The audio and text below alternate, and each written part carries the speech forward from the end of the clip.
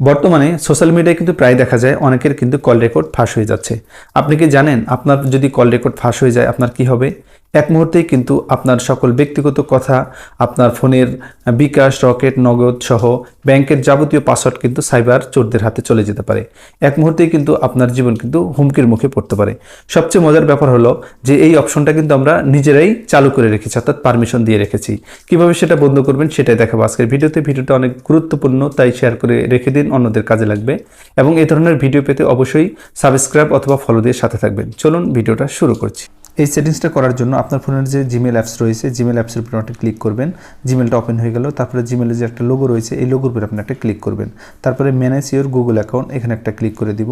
তারপরে দেখেন লেখা রয়েছে যে ডাটা অ্যান্ড প্রাইভেসি, এই ডাটা অ্যান্ড প্রাইভেসির উপর একটা ক্লিক করে দিব। তারপরে ওয়েব অ্যান্ড অ্যাক্টিভিটিস, এখানে একটা ক্লিক করে দিবেন। তারপরে দেখেন সেই অপশনটা কিন্তু আপনার সামনে চলে আসবে।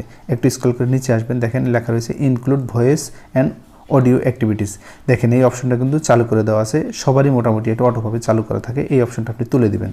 তুলে দেওয়ার পরে একটু টেনে নিচের দিকে আসবেন, লেখা রয়েছে স্টপ সেভিং, অর্থাৎ আর এটা এই আপনার রেকর্ডটা আর কখনো এখানে সেভ থাকবে না। এবার স্টপ সেভিংয়ের উপর আপনি একটা ক্লিক করে দিবেন। দেখেন সেটিংসটা কিন্তু অফ হয়ে গেল, অর্থাৎ আপনার ফোন থেকে কিন্তু আর কল রেকর্ড ফাঁস হওয়ার কোনো সম্ভাবনা নেই। বন্ধুরা, আশা করছি ভিডিওটা আপনাদের ভালো লেগেছে। অবশ্যই সাবস্ক্রাইব অথবা ফলো দিয়ে সাথে থাকবেন।